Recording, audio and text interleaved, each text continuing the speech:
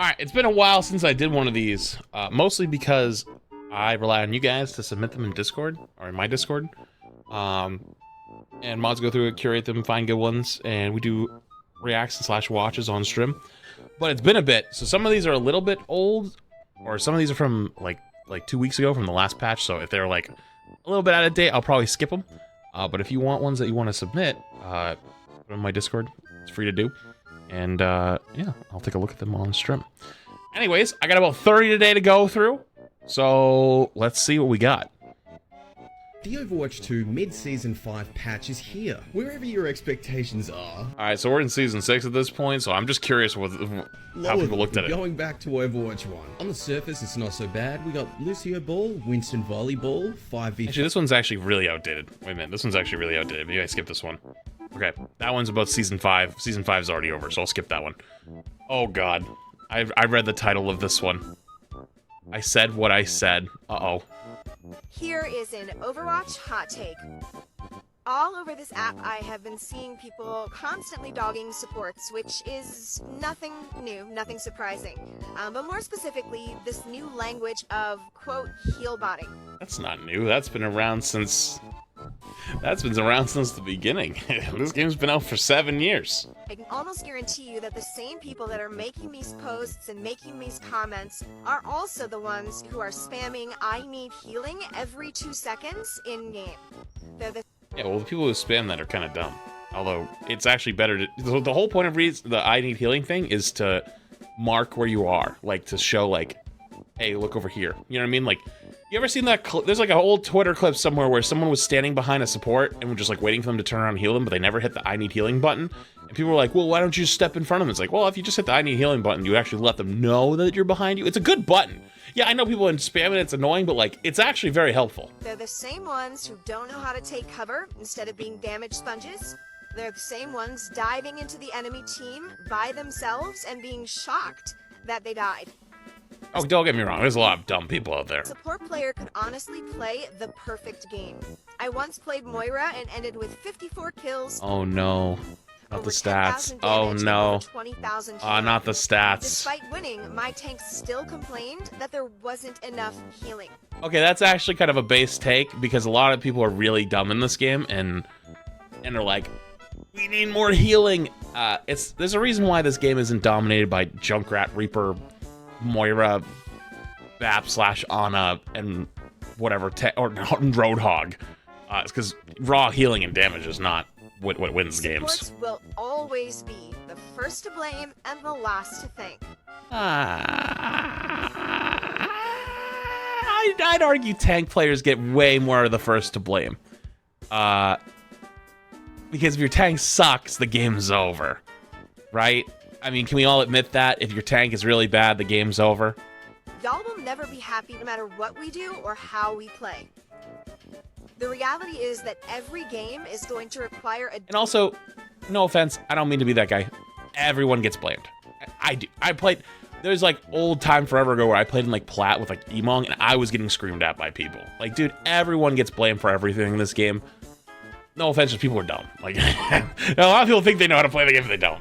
That is truly the answer. I'm not saying it's right. It's the sad reality. Approach depending on your teammates, depending on the map. There are a plethora of circumstances. Sometimes I have teammates who have shitty aim, so damage boosting them is pointless. Sometimes I have games where all of my teammates are constantly critical, so I have to do more healing than I can do anything else.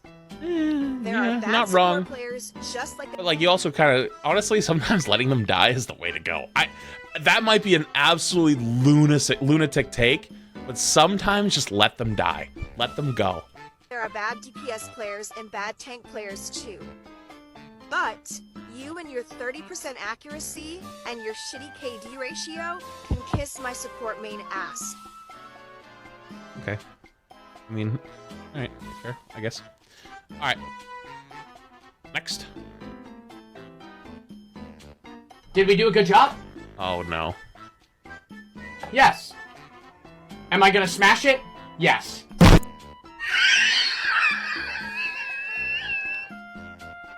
Okay, that's just kind of funny. Actually,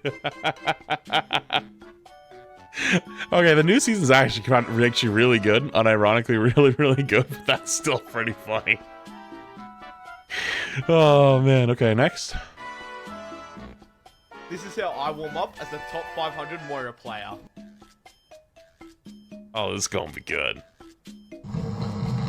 Oh.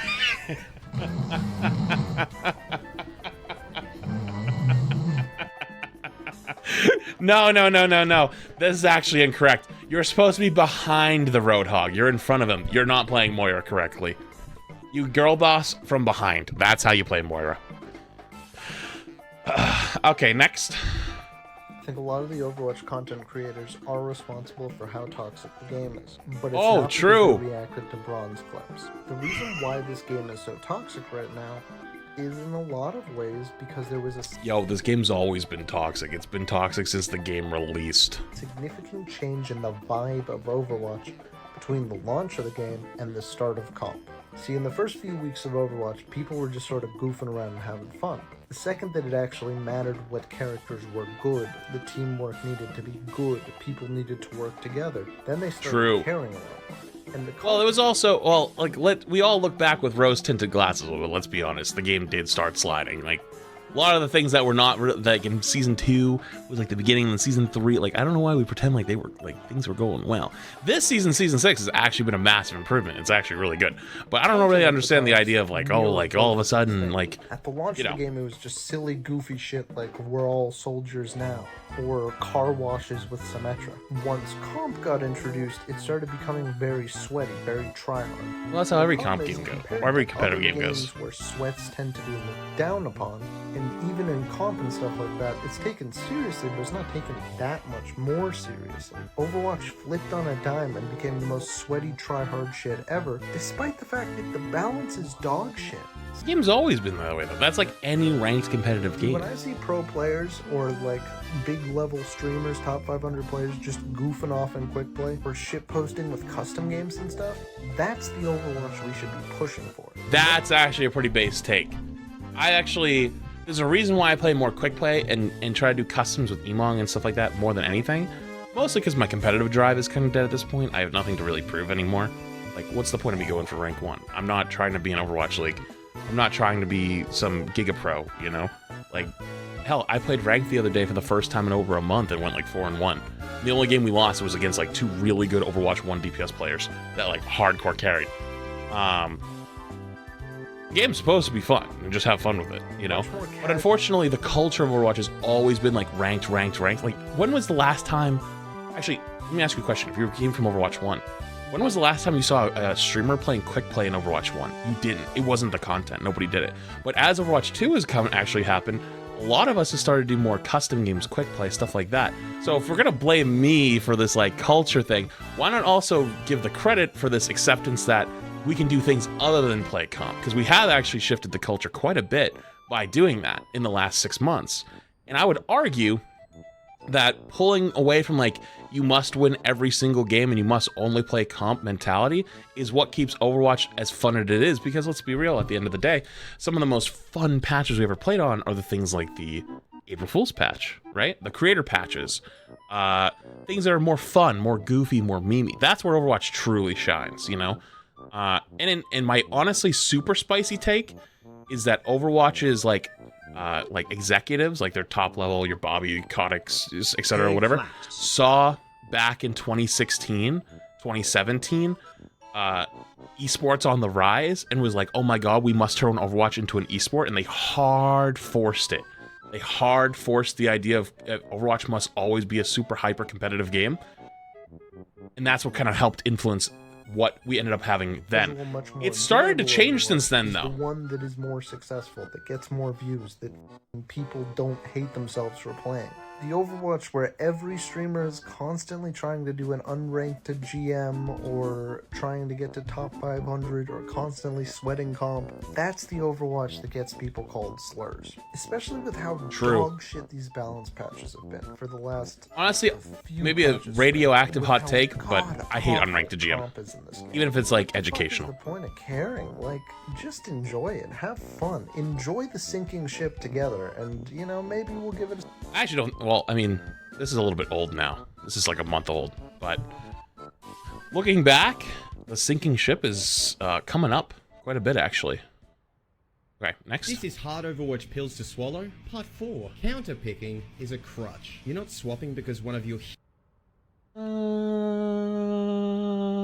Nah, that's how the game's played now, at least in high-level play. hero's weaknesses has been exposed. You're swapping because one of your weaknesses as a player is exposed. Dying too much? No. Your weakness as a player is not having the ability to swap. Your weakness as a player is you can't swap. If you can swap and you can play another character to the same level as you played the first one, that's a skill. Just swap to Moira. I'm not saying the counter pick is a skill. The act of being able to play the other character is the skill. Beat the Winston, swap to Roadhog. Can't beat the Bastion, change to Genji? Stop doing that! If you had better positioning and learned what your hero is good at, nah, you it's wouldn't not true. die half as This often. is If you fought the enemy team this is instead of chasing misinformation. the Winston whose job is to distract you, you wouldn't have to try and brute force your way through him. You're playing into his hand. And if No, you're this getting is destroyed by a misinformation. Bastion, learn to take cover once in a while. Stop face tanking his turret. Those forward. things It has things a don't cooldown. correlate. If you focused on just a few heroes and actually learned their limits, you'd stop ending up in situations where you get caught with your pants down. Because then you swap to a hero you've got tons of other bad habits with. Wait, but that proves the point. Wait, that actually proved the point at the end. That was the whole. Wait, that was the. Wait, that was the point. Wait a minute. Wait a minute. You actually made the point, though. That was the point. I don't understand. Wait a minute. We came back. Never mind.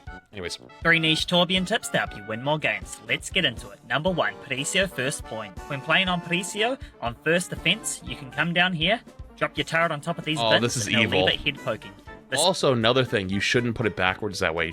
You should actually go down and turn it the other way, because the time the turret takes to turn around and acquire the target is an extra second, and it'll sometimes not shoot. Like, for example, if they're playing on the corner there, you want your turret to be facing where it's going to shoot. This is not only a great point for the first point, but also against flankers. Number 2, Hollywood second point defense. When playing on Hollywood in defense, after the enemy has taken the point and is pushing the payload, Yeah, you can counter peek turrets facing the wrong way, yes. waddle over to this cart, because that's what Oh, Torbjorn that's does, he evil. waddles, That's a and stick truly it on the evil one. sledge. This will give you a great view of the second point and is a great defense to make sure the attack comes correct and not black. And finally, number 3, Junkertown first point defense. When playing on Junkertown, you can come over to the edge of the map, put your turret right where I'm shooting it, and it'll leave it another headbanging spot. This is great for putting your shots all over the enemy team. I've And never if you seen love that shots one. in your face like me, follow me for more than just. That's a pretty damn good one. Although, if you're playing you're playing Torbjorn on first point Junkertown, you're probably in a little bit of trouble, but that's actually a really good spot. I've never seen that before. There's actually another spot on Junkertown there that you can kind of stand on the off of the map, but not really relevant.